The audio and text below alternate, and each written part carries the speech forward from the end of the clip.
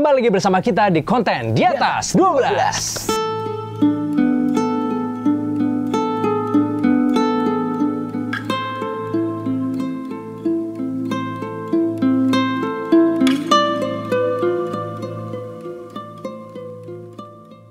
Jadi kali ini kita mau ngobrolin obrolan cowok di atas jam 12 gitu kan ada banyak tuh ya. Nah, kalau hari ini edisi spesial menurut gue. Yang banyak dibahas ya. Belakangan ini. Ya kan karena kita akan membahas tentang politik. Nah, politiknya ini politik yang gimana sebenarnya, Son? Politik ini bukan ke politik yang zaman sekarang ya. Bukan zaman sekarang. Kita masih main aman lah di sini. Nah, yang pasti bukan politik Konoha ya. Bukan. Ini bahas tentang lebih ke perang-perang mungkin ya. Tentang pemimpin. Pemimpin ya. Pemimpin yang kejam, yang bengis. Pemimpin terkejam di dunia. Terkejam gitu di ya. dunia sepanjang masa. Nah, lu tau gak sih presiden komunis Cina yang namanya Mao Zedong itu udah ngebunuh 40 sampai 65 juta rakyat Cina, Son. Banyak banget, Cuk. Jadi rakyatnya sendiri nih paling baik dibunuh sama dia. Rakyatnya sendiri, bukan musuh ya? Bukan musuh. Oh. Jadi ini adalah pemimpin yang paling banyak membunuh rakyatnya sendiri, Son. Bukan perang juga kan? Bukan perang. Bukan perang. Ini benar-benar kelakuan dari pemimpinnya ini yang agak bisa dibilang agak aneh-aneh unik gitu kan ya kan. Oke. Jadi ada sebuah cerita nih ya. Pada saat dia memimpin itu, dia kan memberi kebijakan-kebijakan itu suka salah, Son. Suka salah dia dalam memutuskan kebijakan untuk negara. Ya kan? Sehingga banyak rakyatnya itu yang mati kelaparan juga, Son, sebenarnya, Son. Gitu kan? Banyak rakyatnya sendiri mati kelaparan. Dan waktu itu misalnya dia salah atau apa segala macam juga rakyatnya nggak bisa kayak nuntut atau apa ya? Nggak bisa, karena dia adalah orang yang anti kritik. Anti kritik ya? Keras dan anti kritik, ya kan? Gitu. Jadi di suatu hari ada anak kecil yang dia tuh kelaparan. Namanya anak kecil kalau misalnya kelaparan kan pasti nyari makanan lah gitu ya, nyari makanan. Nah, anak kecil ini nyolong kentang, Son. Nyolong kentang karena dia kelaparan. Udah nggak ada cara lagi kan? Udah nggak ada cara lain ya kan. Setelah si anak ini mencuri kentang ini, ketahuan sama aparat. Pokoknya ketahuan sama aparatnya Cina pada saat itu. Kalau misalnya zaman sekarang gitu ya, kalau misalnya ada anak kecil yang melakukan kesalahan itu kan sudah ada yang namanya penjara anak-anak gitu ya, kalau misalnya parah. Tapi kalau misalnya masih kejahatan ringan seperti mencuri, kebanyakan ini ya kalau zaman sekarang biasanya kan paling orang tuanya dikasih tahu, diaduin, dipanggil gitu ya. Terus minta maaf, mengganti rugi, habis itu anaknya misalnya dimarahin. Pokoknya gitu, hukumnya beda lah ya. Hukumnya lain. Nah, pada saat zamannya Mao Zedong ini, dia nggak peduli walaupun dia anak-anak, tetap dihukum layaknya orang dewasa, Son. Gitu. Diapain itu? Dihukumnya itu si anak yang nyolong kentang ini tangannya diikat, habis itu dilempar ke sungai, Son. Ekstrim juga. Hukumannya itu masih anak kecil lah ini, masih anak kecil. Enggak, maksudnya kalau diikat kan kagak bisa renang ya? Nggak bisa renang lah. Anggarannya udah pasti ya udah. Dan kayak ini kan anak kecil, dia mungkin tidak diikat pun dia tidak bisa renang, bisa aja. Iya kan, benar. Namanya anak kecil ya kan, belum les renang mungkin waktu itu kan. Nah, terus ada juga hukuman-hukuman lain kayak contohnya hukuman disuruh kerja pada saat musim salju tapi nggak boleh pakai baju. Itu ada juga hukumannya di zamannya Mao Zedong. Gila ya. Ada hukumannya. Dipaksa harus bekerja tanpa memakai busana gitu ya pada di musim salju. Ya kan, maksudnya supaya kedinginan dan hipotermia gitu ya. Gila. Terus habis itu ada juga hukumannya dia yang kayak misalnya motong telinga, motong hidung, itu udah merupakan hal biasa tuh yang terjadi di eranya si Mao Zedong ini. Terus ada juga hukuman yang menurut gue itu gila banget sih. Jadi orang tua itu disuruh nguburin anaknya sendiri hidup-hidup. Buat apa, Cuk? Jadi ada seorang anak melanggar, terus habis itu orang tuanya dipaksa diberi hukuman mengubur anaknya hidup-hidup. Gila, jadi orang udah tuanya sendiri. Anaknya dihukum, orang tuanya dihukum juga sih jatuhnya. Iya, dihukum emosional karena mungkin menurut Mao Zedong kamu lalai gitu kan. Oh, iya anak sih. kamu terlalu banyak nonton iPad gitu ya. Pasti nggak dididik nih kan. Tidak dididik ini anak nih. Padahal mungkin pendidikannya kurang baik juga gara-gara dia juga kali ya. Pemerintahan. Nah, harusnya sih karena pemerintahan dia dan kebijakan-kebijakan yang dia buat gitu. Karena kebijakan-kebijakan yang dia buat itu ternyata yang paling banyak berdampak ke kematian dari rakyat Cina.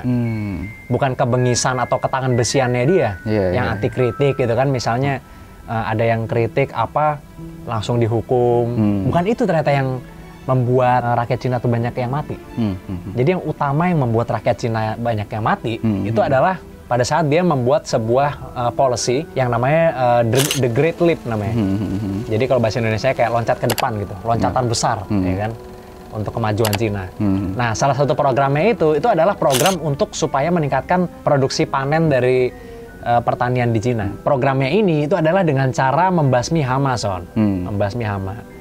Tapi Mao Zedong ini adalah orang yang sangat anti kritik, sehingga ketika dia merasa hal yang dia rasa benar dia tidak mau mendengar pendapat dari ahli pertanian misalnya atau ahli hewan misalnya. Dia tidak mau. Padahal itu bukan bidang dia juga kan pasti. Bukan kan? bidang dia dong. Iya kan? Ya kan tentang perhewanan apa dia kan tidak tahu kan hama pasti. mana yang paling merusak gitu. Iya. Sehingga dia menentukan hama yang paling merusak pertanian itu ada 4. Ya kan, 1 lalat, kedua nyamuk, ketiga burung pipit, yang keempat tikus.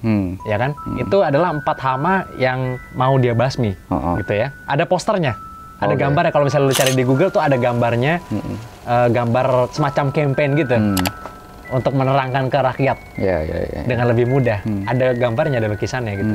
Karena dia merasa demikian, maka dari itu dimulailah program tersebut, ya kan, dibasmi deh tuh, ya kan, lalat dibasmi, nyamuk dibunuh-bunuhin, ya kan, burung pipit dibasmi lah, ya kan. Terus tikus juga, ya kan. Nah, setelah program itu berjalan kan harapan dia kan maksudnya supaya pertanian ini produksi pangannya meningkat lah. Meningkat, ya kan. Ternyata setelah dia melakukan itu malah gagal panen, Son. Malah gagal panen, Pak? Malah gagal panen. Karena ternyata burung pipit itu makannya serangga, Son, belalang. Oh. Karena burung pipitnya dibasmi, hama belalang tuh populasinya naik gitu. Populasinya naik sehingga mereka malah jadi gagal panen, padi-padi pada rusak apa segala macam, sehingga warga Cina tuh banyak yang kelaparan. Yang kemudian menyebabkan 15 sampai 55 juta warga Cina itu meninggal, Son, karena itu. Jadi karena dia bukan expert di bidang, maksudnya entah pertanian atau apa segala macam, jadi dia nggak tahu rantai makanannya kayaknya ya? Iya, nggak tahu rantai makanannya. Gitu. Karena orangnya memang anti kritik gitu kan. Memang kalau orang anti kritik agak berbahaya ke arah sana gitu. Karena kadang-kadang yang bukan expertnya dia paksakan programnya gitu kan. Gila sih. Kadang-kadang begitu juga gitu kan.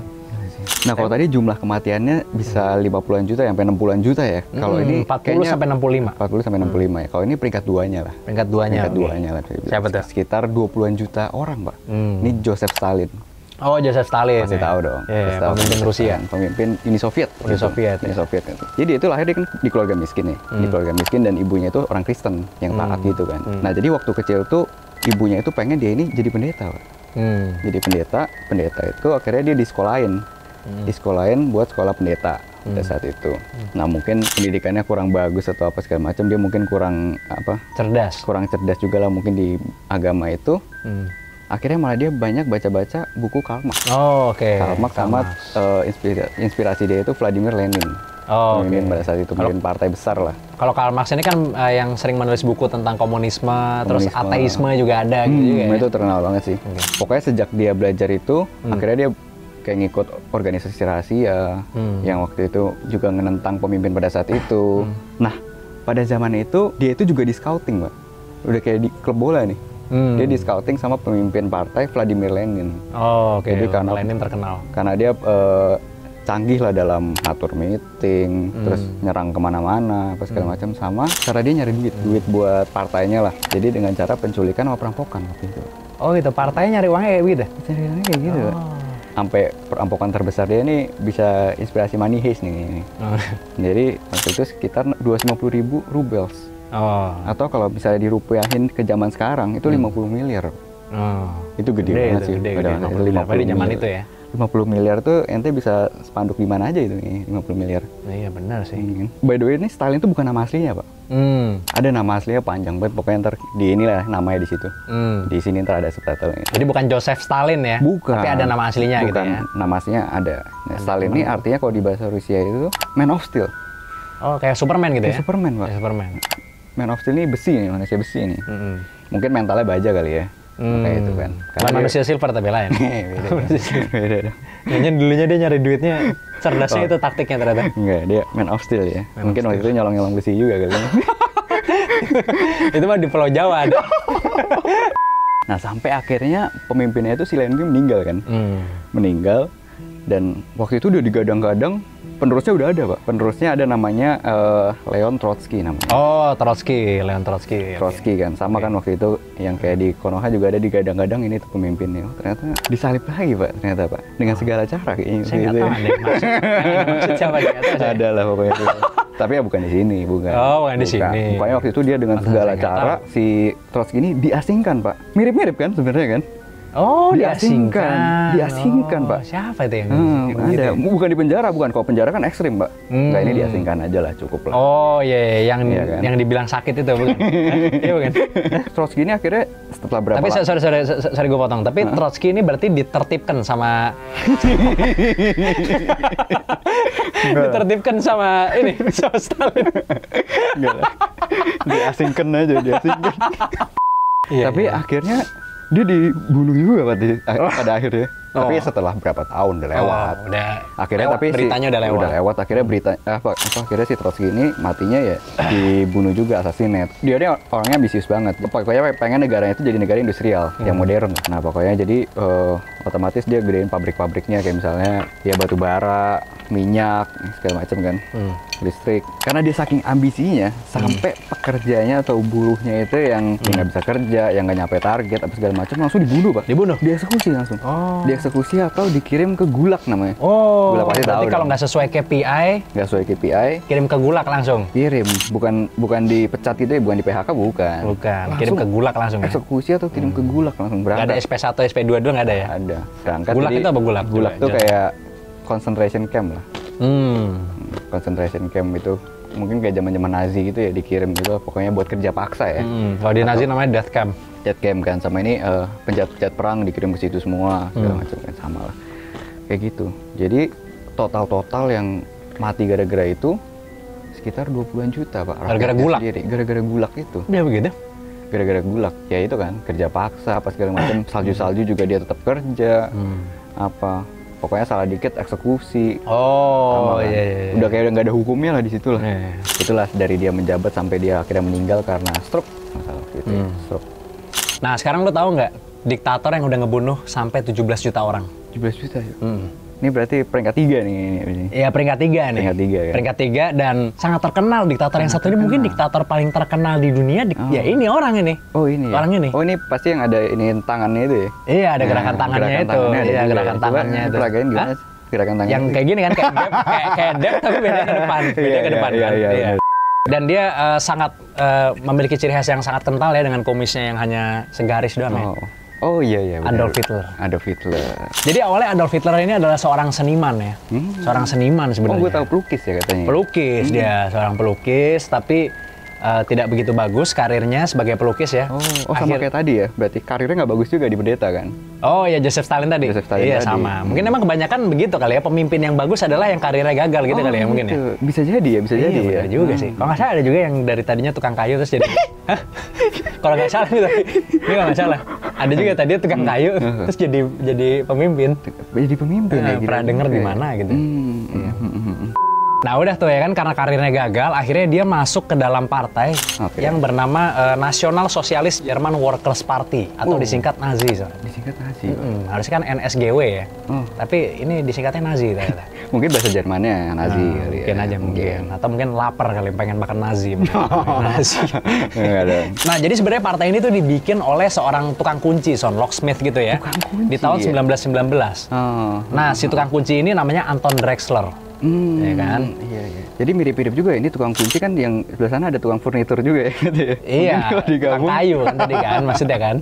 Jadi partai ini tuh ngejual sisi nasionalisnya dari warga Jerman gitu, tapi sisi nasionalis yang diangkat itu sisi nasionalis yang ekstrim. Ekstrim ya. Jadi memiliki kebanggaan terlalu tinggi kepada bangsanya sendiri gitu, terlalu tinggi kepada mereka sebagai quote on quote bangsa Arya gitu ya, white people, sehingga memandang bangsa lain itu rendah. Sedangkan di Jerman sendiri itu ada orang kulit putih dan kita sama-sama tahu banyak orang Yahudi juga di situ. Gitu kan. Jadi karena nasionalis yang terlalu ekstrim dan kental ini yang dijual oleh Nazi ini, sehingga para penggemarnya dan juga anggota dari Nazi itu menjadi rasis kepada bangsa Yahudi. Bahkan di bukunya Hitler ini yang berjudul Mein Kampf. Ini kalau misalnya lo nggak tahu sih, gue rasa lo belum dewasa berarti kayaknya. Soalnya semua orang dewasa tahu buku ini karena sangat terkenal buku ini. Hitler mengatakan bahwa apabila dia menjadi presiden atau memiliki kekuasaan utuh, hal pertama yang akan dia lakukan adalah membasmi seluruh Yahudi dari Eropa. Karena menurut dia orang Yahudi itu adalah parasitnya Jerman. Nah ini buku ini keluar setelah dia menjabat atau sebelum nih? Setelah dia menjabat kalau nggak salah. Kalau nggak salah dia nulisnya lama gitu kan. Kayaknya ini diambil dari catatan-catatannya Hitler deh kalau nggak salah. Dia nggak spesifik nulis buku kalau nggak salah ini tapi. Kalau nggak salah ini. Mungkin diary-nya dia keambil. Cemil ya kan. Jadi awalnya Nazi ini belum punya tempat gitu di parlemen ya kan. Sampai akhirnya di tahun 1929 terjadi krisis ekonomi di Jerman sehingga rakyat Jerman tidak percaya lagi dengan pemerintahan saat itu ya kan. Mereka butuh new hope lah, harapan baru. Oh, jadi partai ini kurang suara ya anggapannya. Awalnya ini partai baru kan, kalau dibangun 1929 kan berarti baru 10 tahun partainya ya kan. Ya kan, setelah 10 tahun kemudian terjadi krisis ekonomi di Jerman. Sehingga rakyat ini merasa butuh harapan baru. Ya kan kalau namanya harapan baru berarti kan perubahan gitu kan. Jadi butuh perubahan gitu rakyat gitu kan. Ya. Banyak yang menggemari Nazi ini. Karena kesannya mereka punya paham yang berbeda, mereka menawarkan sesuatu yang berbeda. Sesuatu yang baru gitu kan. Sampai akhirnya karena mulai banyak yang gemar sama Nazi ini, si Hitler ini karirnya itu sangat melesat di Nazi. Jadi dia cepat mencapai ketum partai gitu ya, posisi ketum partai dia cepat sekali dia. Berarti dari zaman dulu itu banyak ya orang menjual perubahan ya, kayak zaman Stalin juga Pak. Dia menjual perubahan Pak. Iya, makanya pada ini. Tapi kan memang Jerman kan sempat strong kan pada saat rakyat memilih perubahan waktu itu kan. Iya, sempat ya. Walaupun akhirnya kacau juga kan sebenarnya. Orang-orang banyak yang suka sama dia. Sehingga Hitler ini diberi kesempatan untuk menjadi Chancellor of Germany. Atau mungkin kalau misalnya orang banyak tahu adalah Perdana Menteri ya. Sejajar sama Perdana Menteri. Sejajar lah ya. Jadi seorang Chancellor itu diberikan kesempatan untuk mengatur pemerintahan, tapi tetap harus mendapatkan approval dari parlemen, which is jabatan yang ada di atasnya gitu ya. Sampai akhirnya di suatu hari terjadi kebakaran besar di Reichstag, ya kan. Kemudian Nazi itu mengklaim bahwa kebakaran tersebut itu terjadi karena komunis yang ada di Jerman itu ingin mengambil alih Jerman, Son. Nah, karena kejadian tersebut, akhirnya parlemen memberi hak eksklusif kepada Adolf Hitler, di mana dia itu bisa mengambil keputusan tanpa harus konsultasi ke parlemen. Setelah dia mendapatkan hak eksklusif tersebut, dia mulai berulah nih di tahun 1935, Son, tepatnya, Son. Kan dia jadi Chancellor tuh di tahun 1933. Di tahun 1935 dia mulai berulah. Dia membuat sebuah peraturan yang namanya The Nuremberg Laws. Ya kan, itu adalah peraturan yang membuat para penduduk Yahudi itu dicopot kewarganegaraannya. Dari Jerman. Begitu juga dengan hak politiknya, Son. Jadi udah nggak boleh ngapa-ngapain lah, kesannya kayak mereka tuh dipersekusi, diasingkan gitu. Jadi mereka tuh mulai dibunuh secara massal gitu. Mereka tuh dikumpulin ya kan, orang-orang Yahudi ini di satu tempat di mana itu ada kuburan massal di situ ya kan. Terus mereka ditembakin satu persatu tuh. Karena insiden tersebut, itu 2 juta orang Yahudi nyawanya melayang, Son. Orang Yahudi yang tersisa nih, itu dikumpulin di kawasan kumuh gitu, Son. Kumpulin di kawasan yang kumuh, yang sulit pangan, sehingga mereka sendiri juga kelaparan, disuruh kerja paksa, dibayar tidak sesuai dan lain-lain gitu ya. Begitu mereka juga ditandain, dikasihin bintang Daud gitu. Lo harus pakai bintang Daud nih, supaya tentara Jerman itu bisa membeda-bedakan nih. Oh, yang ini orang Yahudi. Wah, kamu orang ini orang Jerman gitu kan. Itu menurut saya agak mirip-mirip itu, Son, sama kejadian di Palestina gitu ya, Son, ya. Di Palestina beda-beda begitu ya kan. Jadi dikumpulin di satu area yang kecil ya kan, Gaza ya kan. Terus habis itu ditandain, ini orang Palestina, ini orang Israel gitu. Jadi ternyata sepertinya orang Yahudi ini menganggap ini bukan sisi kelam sepertinya, tapi adalah inspirasi. Inspirasi ya, inspired ya. Inspirasi. Mirip-mirip soalnya. Mirip-mirip sumpah. Hingga akhirnya di suatu hari Nazi itu mengeluarkan rencana terakhirnya. Jadi para orang Yahudi ini dideportasi ke lokasi-lokasi yang namanya death camps. Ini terkenal nih. Ini terkenal banget. Nah, di situ mereka disuruh masuk ke dalam gas chamber. Ya kan, begitu masuk, ditutup, diracun sampai mati, Son. Tapi emang Hitler ini mungkin terkenal karena emang pidatonya juga canggih kan dia kan. Oh iya, dia memang ibaratnya berbakat ya. Dia memang orang yang berbakat, bukan karena kerja keras kalau menurut gua sih. Bener-bener berbakat ya. Emang berbakat memimpin. Beda kan kalau misalnya orang yang berbakat sama orang yang di briefing gitu kan, kalau misalnya untuk para pemimpin gitu loh. Maksudnya kan itu beda kan. Kalau itu sempat soalnya ini juga. Apa? Yang kali ini saya akan lawan, itu juga bagus. Bagus juga, Pak. Sama Winter is Coming, Win. Enggak ada, terlalu spesifik kalau itu. Terlalu spesifik. Bukan dari kerja keras itu, dia Messi lah ibaratnya. Oh, Messi gitu. dia. Messinya itu ya, Messinya politik mungkin. Messinya politik mungkin. Nah, ini ngomong-ngomong kerja keras nih, ada juga, Pak. Ini salah satu pemimpin, dia berhasil karena kerja keras juga. Siapa tuh? Nah, ini namanya Hideki Tojo. Oh, Hideki Tojo. Hideki Tojo ini orang Jepang nih.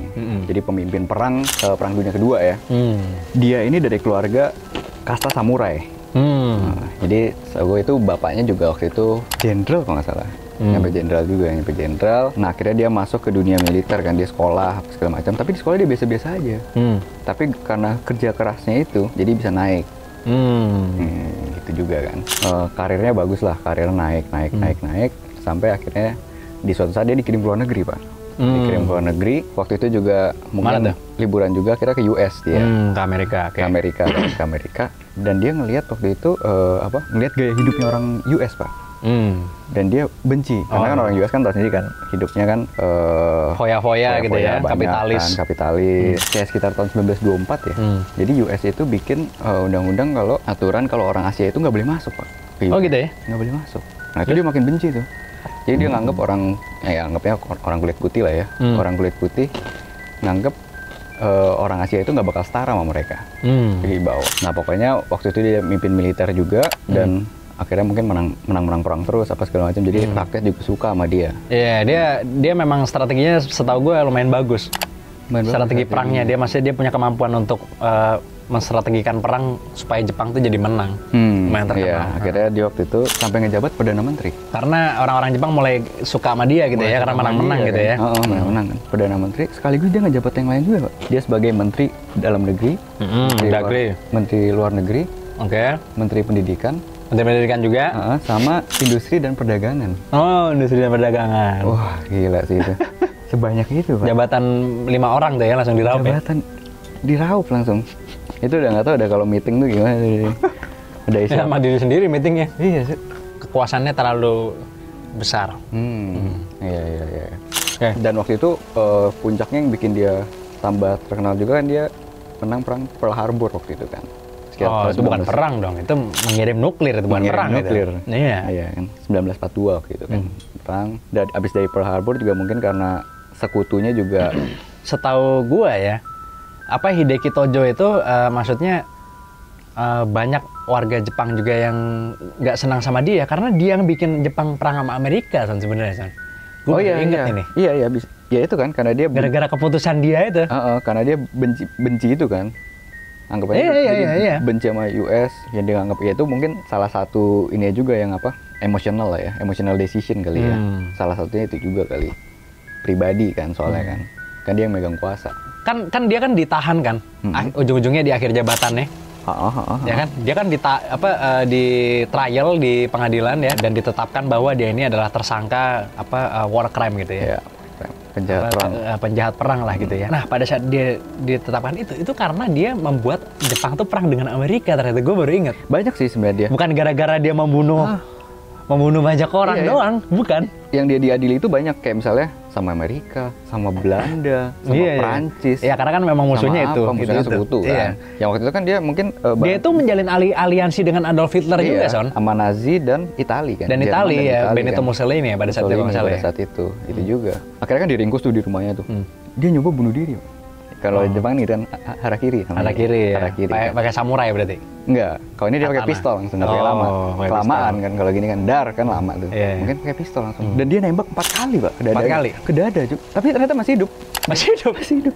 Katanya meleset dari jantungnya gitu ya. Itu dia meleset katanya. Meleset. Mungkin dia lupa kali, mungkin dia kira di kanan kan. Jadi dar loh ternyata. Ternyata usus buntu yang nembak sama dia. Itu paru-paru. Jadi nggak buntu, malah lega jadi. Akhirnya dia diselamatin, dirawat intensif. Buat akhirnya diadili juga. Buat dieksekusi mati. Digantung. Jadi dirawat dulu, sehat terus digantung. Sehat, diadili, jebret. Yang tadi itu banyak kan. Sama kan banyaknya dia kan ngebunuh 4 juta Tionghoa kan. Itu. Iya, Cina juga. Dan dibilangnya tanpa tak beralasan. Nah itu, kira digantung. Karena sebenarnya saya ingat gue, Cina itu sebenarnya aliansi sama Jepang, setahu gue. Ngelawan Korea, setahu gue gitu. Gitu ya? Ini Korea mana? Korea kan pada saat itu masih Korea. Oh iya, pada saat itu masih Korea kan? Iya, buat ngelawan Korea. Kaisar kan dia. Bahkan Hideki Tojo pun kalau lu cari ada yang dia ke Indonesia gitu. Ada yang dia ke Indonesia, ketemu sama Soekarno, itu ada. Di YouTube tuh ada tuh. Kalau misalnya mau lihat gitu ya. Oh, sampai ada videonya juga dia di YouTube, dikeplak palanya, Pak. Waktu sidangnya, nggak salah. Oh, sama Hirohito bukan? Sama Hirohito ya? Lupa gue, orangnya kacamata sih. Oke. Pakai kacamata, dikeplaknya dia. Tak. Tapi waktu itu yang ngeplaknya itu kayak langsung ditahan gitu. Nggak mungkin dong hero itu ditahan. Siapa yang berani juga megang hero itu? Terima kasih buat kalian semua yang udah nonton konten kita. Mudah-mudahan kalian bisa mengambil informasi yang positif gitu ya, yang bisa menjadi bahan pertimbangan. Misalnya mungkin nanti mau nyoblos tanggal 14 misalnya kan. Kira-kira dari keempat pemimpin terjahat ini ada nggak yang mirip sama yang ketiga ini gitu? Kalau misalnya ada kan, waduh. Soalnya kalau saya dari keempat ini saya belum tahu kalau ada yang mirip. Tapi kalau yang sama Homelander ada yang mirip memang tapi. Ada. Mudah-mudahan tongkrongan malam ini seru gitu ya. Tetap ada jokesnya tapi ada informasinya juga gitu ya. Informasinya ya. Dan kalau menurut kalian ada pemimpin lain yang lebih jahat lagi dari yang kita sebutin yang 4 tadi, langsung aja tulis di komen. Terima kasih banyak buat kalian semua yang udah nontonin video kita. Jangan lupa subscribe dan like video ini. Sampai jumpa di episode selanjutnya di atas 12.